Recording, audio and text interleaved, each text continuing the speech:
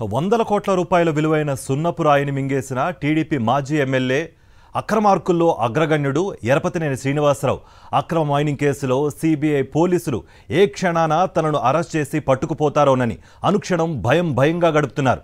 చంద్రబాబు నాయుడు ముఖ్యమంత్రిగా ఉండగా అధికారాన్ని అడ్డం పెట్టుకుని మైనింగ్ డాన్గా అవతరించిన ఎరపతినేని త్వరలోనే కటకటాల వెనక్కి వెళ్లడం ఖాయమని నిపుణులు అంటున్నారు.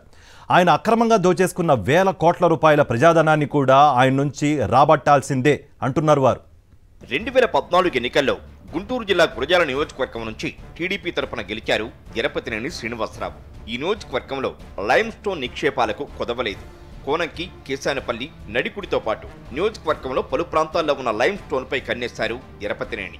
ఎలాంటి అనుమతులు లేకుండా నాటి ముఖ్యమంత్రి చంద్రబాబు నాయుడు అండదండలతో లక్షల టన్నుల మేరకు లైమ్ స్టోన్ ను అక్రమంగా తవ్వుకొని ఇతర ప్రాంతాలకు తరలించేశారు. ఎరపతినేని అక్రమాలను ఎవరైనా నిలదీస్తే చాలు అతగాడి ప్రైవేటు సైన్యం వారిపై దాడులు చేసేస్తుంది.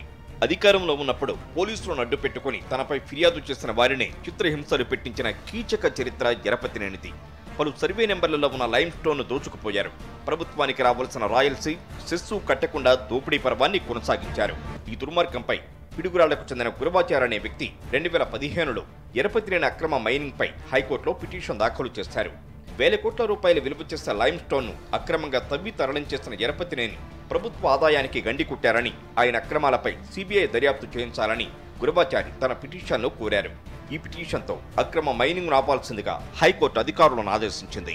అప్పటి వరకు అక్రమంగా తవ్వి తరలించిన లైమ్ స్టోన్ కు సంబంధించి ప్రభుత్వానికి రావాల్సిన రాయల్సీ, సెస్సులను జరిమానాతో సహా ముక్కుపిండి మరీ వసూలు చేయాలని కూడా న్యాయస్థానం ఆదేశించింది. ముఖ్యమంత్రి పీఠంపై ఉన్నది చంద్రబాబే కావడంతో 11 మంది అమాయకులపై కేసులు నమోదు చేసి ఎరపతినేనిని వదిలిపెట్టారు అధికారులు.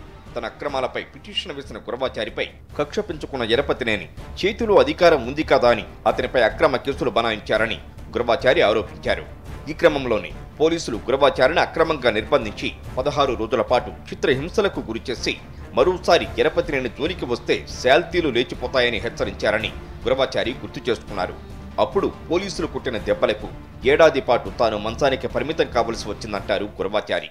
ఒక సంవత్సరం పాటు కూడా హైకోర్టులో మా ఇద్దరికి వాదనలు జరగటం, హైకోర్టు ఒక తీర్పు ఇచ్చింది. ఈ సందర్భంగా ఈరోజు తీర్పు వెలువరించిన సందర్భం ఏంటంటే, మాకు ఒక మైనింగ్ జరగకుండా చూసే బాధ్యత కలెక్టర్ గారికి, ఎస్పీ గారికి ఆ రోజు మరి జడ్జి గారు తీర్పు ఇవ్వడం జరిగింది.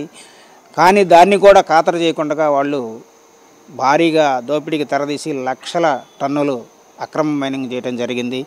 దీని మీద ఎంతో పోరాటాలు చేస్తే చివరికి నా మీద ఏమీ చేయలేక నన్ను చివరికి నా మీద అక్రమంగా కేసులు పెట్టించి అక్రమంగా దాడి చేయించి దాదాపుగా పోలీసులు చేత విచక్షణారహితంగా కొట్టించడం జరిగింది. దాదాపు 16 రోజుల పాటు వారి బందీలో నన్ను ఉంచుకోవడం, ఆ తర్వాత వచ్చినా కూడా చాన్నాళ్ళ పాటు బెదిరించడం, ఆ దెబ్బల వల్ల నేను దాదాపుగా ఒక సంవత్సరం పాటు మంచంలో నుంచి దిగలేని పరిస్థితిలో కూడా మరి నేను ఆ రోజు ఉండటం జరిగింది. సాగు దెబ్బలు తిన్నా తాను పోరాటం ఆపకపోవడంతో తన కుటుంబ సభ్యులను చంపేస్తామని ఎరపతినేని అనుచరులు బెదిరించారని గురవాచారి ఆరోపించారు. ఇదే సమయంలో ఎమ్మెల్సీ టీజీబీ కృష్ణారెడ్డి ఈ పోరాటాన్ని ముందుకు తీసుకువెళ్లారు. 96 లక్షల టన్నుల మేరకు సున్నపు రాయిని అక్రమంగా తవ్వేసి 536 కోట్ల రూపాయల మేరకు ప్రభుత్వానికి నష్టం చేకూర్చారని కృష్ణారెడ్డి పిటిషన్ దాఖలు చేశారు. దోపిడీకి సంబంధించి సాక్ష్యాధారాలు కూడా సమర్పించారు. దీంతో 70 ఏళ్ల వృద్ధుడైన కృష్ణారెడ్డిపై ఏకంగా అత్యాచారం కేసు పెట్టించారు ఎరపతినేని. గురవాచారి, కృష్ణారెడ్డి పదే సిబిఐ దర్యాప్తు కోరుతుండటంతో చంద్రబాబు అతి తెలివి ప్రదర్శించి సిబిసిఐడి దర్యాప్తుకు ఆదేశించారు. కేసును నీరుగార్చాలని చంద్రబాబు ఇలా చేశారు. కాకపోతే ఎరపతినేని అక్రమ మైనింగ్ పై పగడ్బందీగా ఆధారాలు సమర్పించడంతో ఎరపతినేని కథ అడ్డం తిరిగింది. సరిగ్గా ఈ తరుణంలోనే ఎన్నికల్లో టీడీపీ ప్రతిపక్షానికి పరిమితం కావడం, వైఎస్ఆర్ కాంగ్రెస్ అధికారంలోకి రావడం జరిగాయి. సిబిసిఐడి సమర్పించిన ఆధారాలను పరిశీలించిన హైకోర్టు ఎరపతినేని దోపిడీపై సిబిఐ చేత ఎందుకు దర్యాప్తు చేయించకూడదు అని కొత్త ప్రభుత్వాన్ని ప్రశ్నించింది. సిబిఐ దర్యాప్తుకు తాము సిద్ధమని ప్రభుత్వం చెప్పడంతో సిబిఐ దర్యాప్తుకు ఆదేశించారు. వెంటనే రంగంలోకి దిగిన సిబిఐ అధికారులు కోనంకి, కేశానపల్లి, నడికుడి ప్రాంతాల్లో లోతుగా దర్యాప్తు చేశారు. పిడుగురాళ్లలో సున్నం వ్యాపారులను విచారించారు. ఎరపతినేని బాధితులైన గురవాచారి దంపతులతో పాటు ఎమ్మెల్సీ కృష్ణారెడ్డిని కలిసి వారి వద్ద ఉన్న ఆధారాలు సేకరించారు. ఇక ఈ క్షణంలో అయినా సిబిఐ అధికారులు తనను పట్టుకోవడం ఖాయమని భావిస్తున్న ఎరపతినేని శ్రీనివాసరావుకు కంటి మీద కునుకు లేకుండా పోయిందంటున్నారు ఆయన వర్గీయులు.